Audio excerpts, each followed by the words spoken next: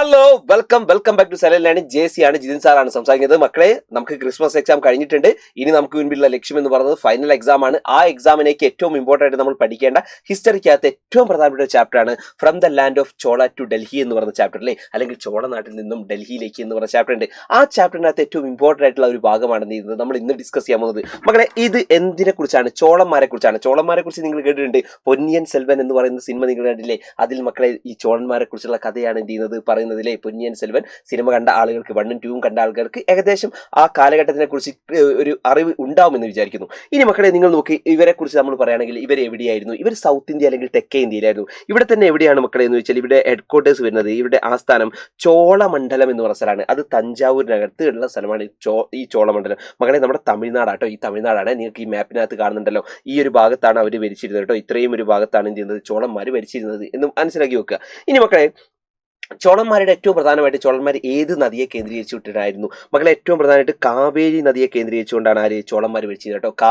കാവേരി നദിയെ കേന്ദ്രീകരിച്ചുകൊണ്ടാണ് ചോളന്മാർ നീന്നത് ഭരണം നടത്തിയത്. മക്കളെ, പ്രധാനമായിട്ട് നിങ്ങൾക്ക് അറിയുന്നതാണല്ലോ ഈ പൊന്നിയൻ സെൽവൻ എന്ന് പറയുന്നത്. പൊന്നി എന്ന് പറഞ്ഞാൽ കാവേരി നദിയെ പണ്ട് വിളിച്ചിരുന്ന ഒരു പേരാണ്. പൊന്നിയൻ സെൽവൻ എന്ന് പറഞ്ഞാൽ കാവേരിയുടെ മകൻ. അതായത് കാവേരി നദിയെ കേന്ദ്രമാക്കിക്കൊണ്ട് ഭരിച്ചിരുന്ന ആളുകളാണ് ആര്? നമ്മുടെ ചോളന്മാരെന്ന് മനസ്സിലാക്കി വെക്കുക കേട്ടോ. ഇനി പ്രധാനപ്പെട്ട അവരിലെ രാജാക്കന്മാരൊക്കെ വിജയാലയ ചോള, ആദിത്യ ചോള, അതുപോലെ തന്നെ ഈ പോലെ പരാന്തക ചോള എന്ന് പറയുന്ന ഒരുപാട് ചോള രാജാക്കന്മാർ എന്ത് ചെയ്യുന്നുണ്ട്. നമുക്ക് അങ്ങനെ ഡീറ്റെയിൽ ആയിട്ട് ആ രാജാക്കന്മാരിലേക്കൊന്നും നമുക്ക് എന്ത് ചെയ്യാനില്ല, പഠിക്കാനില്ല. എന്നാൽ മക്കളെ, എക്സാമിനകത്തൊക്കെ ഇതുപോലെ തന്നെ വരാൻ സാധ്യതയുള്ള ഒരു ഭാഗമാണ് ഈ ചോളന്മാർ. ആ ചോള രാജാക്കന്മാരുടെ ഒരു ചിത്രമാണ് കേട്ടോ നമ്മൾ കണ്ടത്. ഇനി അവരുടെ പീരീഡ് ആണെങ്കിൽ നിങ്ങൾ നോക്കണം മക്കളെ, 9th സെഞ്ചുറി മുതൽ 13th സെഞ്ചുറി വരെയുള്ള കാലഘട്ടത്തിലാണ് നമ്മൾ ഈ പറയുന്ന സെക്കൻഡ് ചോളാസ് ഒക്കെ നമ്മൾ കാണാൻ പറ്റുന്നത്.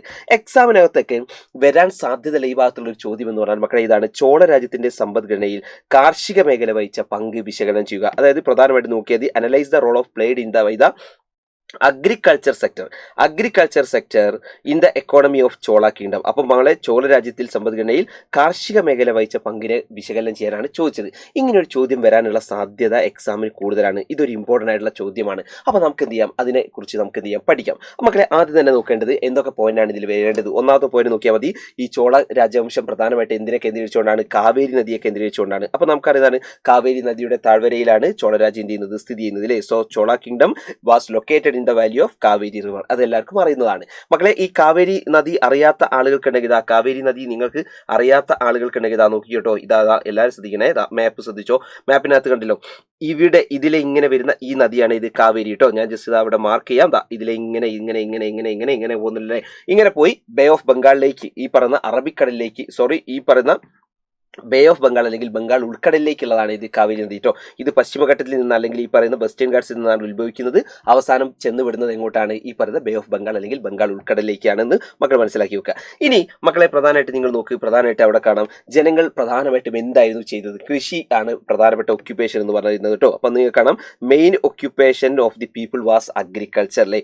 ജനങ്ങളുടെ പ്രധാനപ്പെട്ട തൊഴിൽ എന്ന് പറഞ്ഞാൽ എന്തായിരുന്നു? കൃഷിയായിരുന്നു എന്ന് ചെയ്യാൻ മക്കൾ മനസ്സിലാക്കി വെക്കുക. ഇനി നെക്സ്റ്റ് വൺ മക്കളെ നോക്ക്, കാവേരി നദിയാണ്. നിങ്ങൾക്ക് അവിടെ കാണാൻ പറ്റുന്നത് കാവേരി നദിയാണ് കേട്ടോ.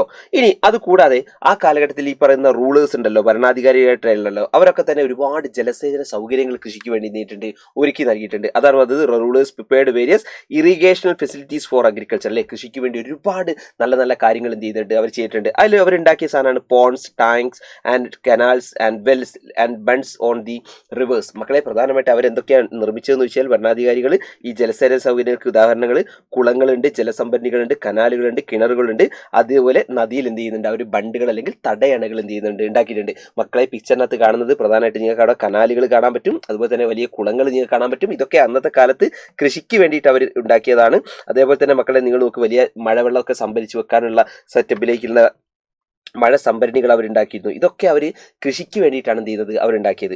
ഇനി മക്കളെ, പ്രധാനമായിട്ട് നിങ്ങൾ നോക്ക്, ആ കാലഘട്ടത്തിൽ കൃഷിയുടെ പുരോഗതിക്കായി കർഷകർക്ക് എന്ത് ചെയ്യുന്നു, ഇവർ മാക്സിമം ടാക്സുകളൊക്കെ എന്ത് ചെയ്തു, ഇളവ് കൊടുത്തു. അതായത് ഈ പറഞ്ഞ ടാക്സ് കൺസെഷൻ കൊടുത്തു, നികുതി ഇളവുകൾ എന്ത് ചെയ്തിട്ടുണ്ട്, രാജാക്കന്മാർ നൽകിയിട്ടുണ്ട്. അതായത് മാക്സിമം കർഷകർ എന്ത് ചെയ്യണം, കൃഷി ചെയ്യണം. കൃഷി ചെയ്യാൻ വേണ്ടി എന്ത് ചെയ്തു, മാക്സിമം അവർക്ക് ടാക്സ് റിലാക്സേഷൻ അല്ലെങ്കിൽ ഈ പറഞ്ഞ ടാക്സ് കൺസെഷൻ എന്ത് ചെയ്തിട്ടുണ്ട്, കൊടുത്തിട്ടുണ്ട്. അതാണ് പറഞ്ഞത്, for the development of agriculture tax concession were given to culture cultivators and encourage to make barren land suitable for agriculture. അങ്ങനെ മക്കളെ നിങ്ങൾ മനസ്സിലാക്കേണ്ടത് കർഷകർക്ക് ഒരുപാട് നികുതി ഇളവുകൾ നൽകിയതോടുകൂടി തന്നെ കർഷകർ ആർക്കും വേണ്ടാതെ ഇതുപോലെ തന്നെ തരിശായി കെട്ടിരുന്ന ബാരൻ ലാൻഡുകളുണ്ട്, അതായത് ബാരൻ ലാൻഡ്, ആരും കൃഷി ചെയ്യാത്ത സ്ഥലങ്ങൾ, ആ സ്ഥലങ്ങൾ വരെ എന്ത് ചെയ്തു, കൃഷി ചെയ്തു എന്നുള്ളതാണ് മക്കൾ മനസ്സിലാക്കി വെക്കുന്നത് കേട്ടോ. കൂടാതെ നെക്സ്റ്റ് വൺ നിങ്ങൾ നോക്കും മക്കളെ, ആ കാലഘട്ടത്തിൽ ഏറ്റവും പ്രധാനപ്പെട്ട ഒരു സംഭവം എന്ന് പറഞ്ഞാൽ അന്ന് ഈ പറഞ്ഞ ക്ഷേത്രങ്ങൾക്കും അതുപോലെ തന്നെ ബ്രാഹ്മണന്മാർക്കും ഒക്കെ ഭൂമി ദാനം ചെയ്തിരുന്നു. നമ്മൾ പ്രധാനമായിട്ട് പഠിച്ചിട്ടുണ്ട് land grants and Indian society, ഭൂമിദാനവും ഇന്ത്യൻ സമൂഹവും എന്ന് പറഞ്ഞ ഒരു ചാപ്റ്ററിനകത്ത് ഭൂമിദാനത്തിനെ കുറിച്ച് നിങ്ങൾ പഠിച്ചിട്ടുണ്ട്. അങ്ങനെ ഈ ഭൂമി ഇതുപോലെ തന്നെ ക്ഷേത്രങ്ങൾക്കും ബ്രാഹ്മണന്മാർക്കും എന്ത് ചെയ്തു, ഇതുപോലെ തന്നെ കുറെ ഭൂമി നൽകിയോട് തന്നെ അവർക്ക് കിട്ടിയ സ്ഥലത്ത് എന്ത് ചെയ്തു, അവർ കൃഷി ചെയ്തു. അപ്പൊ അങ്ങനെ ഭൂമിദാനം എന്തിലേക്ക് വ്യാപിച്ചു, കൃഷി വ്യാപിക്കാൻ എന്ത് ചെയ്തു, സഹായകമായി കേട്ടോ. So the agriculture was also expanded to large area by giving land to temples and brahmins ട്ടോ. അങ്ങനെ എന്ത് ചെയ്തു, കൃഷി കൂടുതൽ വ്യാപിച്ചു.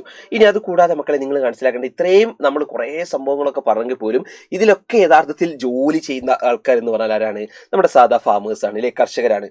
അപ്പൊ കർഷകരുടെ ജീവിതം എന്ന് പറഞ്ഞാൽ മക്കളെ അന്ന് ശരിക്കും എന്താണ്, ഒരു നരകയാതനയാണ് അവരൊക്കെ അനുഭവിച്ചിരുന്നത്. അപ്പൊ നമുക്ക് കാണാം, however the agriculture on such lands was done by agriculture labours who led a slave like life. മക്കളെ നിങ്ങൾ മനസ്സിലാക്കേണ്ടത്, അന്നത്തെ പ്രധാനപ്പെട്ട നമ്മുടെ ഈ അഗ്രികൾച്ചർ ലേബേഴ്സിലടാ, അഗ്രികൾച്ചർ ലേബേഴ്സ് എന്ന് പറഞ്ഞാൽ കൃഷിപ്പണി ചെയ്തിരുന്ന അന്നത്തെ പ്രധാനപ്പെട്ട കർഷക തൊഴിലാളി ഉണ്ടല്ലോ, ആ തൊഴിലാളികൾ എന്ന് പറഞ്ഞാൽ അവരുടെ ജീവിതം എന്ന് പറഞ്ഞാൽ മക്കളെ ഒരു അടിമ സമാനമായ ജീവിതമായിരുന്നു അവർ നയിച്ചത്. ഒരു അടിമയെ പോലെയാണ് എന്ത് ചെയ്യുന്നത്, നയിച്ചിരുന്നത്. അപ്പൊ ഇത്രയും ഇമ്പോർട്ടൻ്റ് ആയിട്ടുള്ള കാര്യങ്ങളാണ് നമുക്ക് പ്രധാനമായിട്ടും ഈ പറയുന്ന ചോള ഭരണ കാലഘട്ടത്തിലെ ഈ പറയുന്ന കാർഷിക പുരോഗതിയെ കുറിച്ചൊക്കെ നമ്മൾ വിലയിരുത്താൻ പറഞ്ഞു കഴിഞ്ഞാൽ നമ്മൾ ഇത്തരത്തിലുള്ള കുറച്ച് പോയിന്റുകളും കാര്യങ്ങളാണ് ചെയ്യുന്നത് പറയാനുള്ളത്. മക്കളെ ഇപ്പൊ നിങ്ങൾ നോക്കിയാൽ മതി, നമ്മൾ ഇപ്പൊ ഇന്നത്തെ ക്ലാസ്സിനകത്ത് നമ്മൾ കറക്റ്റായിട്ട് നമുക്ക് ഈ പറഞ്ഞ ചോള രാജാക്കന്മാരെ കുറിച്ചൊക്കെ കൃത്യമായിട്ട് നമ്മൾ എന്ത് ചെയ്യാണ്, ഒരു ഓർഡറിൽ നമ്മൾ എന്ത് ചെയ്താണ് പോയതാണ്. അപ്പൊ ഇത്തരത്തിലേക്ക് ഓരോ ചാപ്റ്റർ വൈസ് ആയിട്ട് നമ്മൾ എന്ത് ചെയ്യണം, പഠിക്കണം. ഓരോന്നും കൃത്യമായിട്ട് നമ്മൾ എന്ത് ചെയ്യണം, ഓരോന്നും നോക്കി എന്ത് ചെയ്യണം,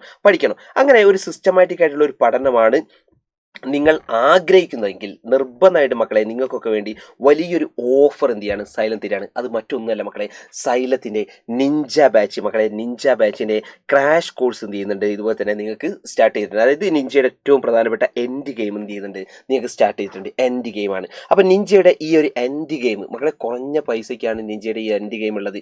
ഈ എൻഡ് ഗെയിമിൽ നിങ്ങൾ ജോയിൻ ചെയ്ത് കഴിഞ്ഞാൽ ഓരോ സോഷ്യലിനകത്ത് എല്ലാ ചാപ്റ്റേഴ്സിനകത്ത് എല്ലാ സബ്ജക്റ്റിൻ്റെയും ഓരോ പ്രധാനപ്പെട്ട ചാപ്റ്റേഴ്സ്, അതിനകത്ത് ഓരോന്ന് ഇമ്പോർട്ടൻ്റ് ആയിട്ടുള്ള കാര്യങ്ങൾ എന്ത് ചെയ്യാണ്, നിങ്ങൾക്ക് കറക്റ്റ് ഓർഡറിൽ കിട്ടും. കാരണം നമുക്ക് ഈ പബ്ലിക് ലൈവ് നമ്മുടെ യൂട്യൂബിനകത്തുള്ള ക്ലാസ്സുകളാണെങ്കിൽ അതിൻ്റെ നോട്ട്സും കാര്യങ്ങളൊക്കെ നിങ്ങൾക്ക് എന്ത് ചെയ്യാം, കമ്മ്യൂണിറ്റിക്കകത്ത് നിങ്ങൾക്ക് കിട്ടും. പക്ഷേ അതൊക്കെ ഒരു ദിവസം കഴിഞ്ഞ് വേറെ സബ്ജക്റ്റുകൾ വരുന്ന സമയത്ത് നിങ്ങൾക്ക് ചിലപ്പം അത് ഓരോന്നും കണ്ടെത്തുക എന്ന് പറഞ്ഞാൽ പോസിബിൾ ആയിരിക്കില്ല. പക്ഷേ നിങ്ങൾക്ക് ഈ പറയുന്ന നമ്മുടെ നിഞ്ചയിൽ നിങ്ങൾ എൻഡ് ഗെയിമിൽ നിങ്ങൾ ജോയിൻ ചെയ്ത് കഴിഞ്ഞാൽ ഓരോ ചാപ്റ്റേഴ്സിൻ്റെയും ഓരോ സബ്ജക്റ്റിലെ ഓരോ ചാപ്റ്റേഴ്സ് വൈസ് എന്ത് ചെയ്യാം, ക്ലാസ്സുകൾ കാണും. ഇനി ഒരു ചാപ്റ്ററിൽ തന്നെ അത് ചിലപ്പോൾ 3-4 പാർട്ടുകൾ ഉണ്ടാകും. അതിൽ ഓരോ പാർട്ട്, ആ പാർട്ടിൻ്റെ പ്രധാനപ്പെട്ട PDF നോട്ട് എല്ലാം നിങ്ങൾക്ക് എന്താണ് അവൈലബിൾ ആണ്. അപ്പം നിങ്ങൾക്ക് എന്താ പറയുക, പഠിക്കാൻ ഈസി ആയിരിക്കും. നിങ്ങൾ വലിയ ടഫ് ഒന്നും നിങ്ങൾ എന്ത് ചെയ്യേണ്ട, അതുമായിട്ട് ബന്ധപ്പെട്ട് നിങ്ങൾക്ക് മെനക്കെടേണ്ട ആവശ്യങ്ങളില്ല. അപ്പം ഈസി ആയിട്ട് ഒരു സ്ട്രെസ്സും ഇല്ലാതെ പഠിക്കണമെങ്കിൽ നിങ്ങൾ എന്ത് ചെയ്തു, സൈലത്തിൻ്റെ കൂടെ പോരൂ. അപ്പോൾ നിങ്ങളുടെ ഫ്രണ്ട്സൊക്കെ കുറേ ആൾക്കാർ ജോയിൻ ചെയ്തിട്ടുണ്ട്, അവരോടൊക്കെ ചോദിക്കുക. ഇത് കുറഞ്ഞ ദിവസങ്ങൾ മാത്രമാണ് ഈ ഓഫർ ഉണ്ടാവുക. അപ്പം എല്ലാ ആൾക്കാരും മാക്സിമം എന്ത് ചെയ്യുക, ഇത് ഉപയോഗിക്കുക. സോ മക്കൾസ്, ഈ ഒരു പുതുവർഷത്തിൽ എല്ലാ ആൾക്കാർക്കും ഹാപ്പി ന്യൂ ഇയർ. അപ്പോൾ എല്ലാ ആൾക്കാരും ഉഷാറാക്കുക, അടിപൊളിയാക്കി പഠിക്കുക. അപ്പോൾ മക്കളെ എനിക്ക് നിങ്ങളോട് ഒരു കാര്യം പറയാനുള്ളൂ, why fear when Xylem is here. Okay മക്കൾസ്, സോ താങ്ക് യു എവരിവൺ. നിങ്ങളുടെ കമന്റുകളും കാര്യങ്ങളൊക്കെ ഈ വീഡിയോയ്ക്ക് ആയിട്ട് നിങ്ങൾ നിർബന്ധമായിട്ട് എന്ത് ചെയ്യാൻ രേഖപ്പെടുത്തണം. സോ ഇതുപോലെ തന്നെ ചാനൽ ആദ്യമായിട്ട് ആരെങ്കിലും കാണുന്നതെങ്കിൽ നിർബന്ധമായി ചാനൽ ഇതുപോലെ സബ്സ്ക്രൈബ് ചെയ്യുകയും വേണമെന്ന് മാത്രം പറഞ്ഞുകൊണ്ട് നിർത്തുന്നു. സോ ബൈ മക്കളെ, ബൈ.